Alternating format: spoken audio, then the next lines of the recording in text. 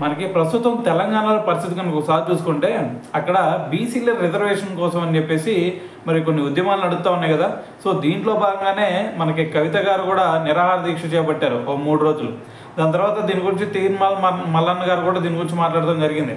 అయితే మరి ఆయన అంటుంది ఏంటంటే ఇక్కడ మరి తెలంగాణలో మొత్తం కూడా 3 పార్టీలు ఉన్నాయి కదా, బీజేపీ, బీఆర్ఎస్, కాంగ్రెస్.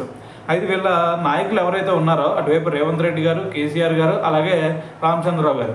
సో వీళ్ళ ముగ్గురు కూడా ఒకటి గుర్తుపెట్టుకోవాలి, మీరు ఈ నినాదాన్ని ఎందుకు తప్పుదోవ పట్టించాలని చెప్పేసి ట్రై చేస్తూ ఉన్నారు. మరి బీసీల రిజర్వేషన్ అంటే ఎవరు కూడా దీనికి అట్టు చెప్పే పరిస్థితిలో లేరు. అందరూ కూడా బీసీలకి 42% రిజర్వేషన్ దక్కితే అందరూ కూడా హ్యాపీ అనే చెప్తున్నారు. మరి దీనికి మీరు ఎందుకు దీన్ని తప్పుదోవ పట్టిస్తున్నారు? మీకు గనక చిత్తశుద్ధి ఉంటే మీరు కూడా ఇటువంటి కార్యక్రమంలో పాల్గొనండి, మీరు కూడా బీసీల రిజర్వేషన్ కోసం డిమాండ్ చేయండి అని చెప్పేసి ఆయన అయితే మాట్లాడటం జరిగిందనమాట. సో మరి ఇదంతా విన్నారు కదా. సో మరి దీని తర్వాత దీని గురించి మీరు ఏమనుకుంటున్నారు అనేది కూడా తెలియాలి కదా. సో కింద కామెంట్ చేసేయండి.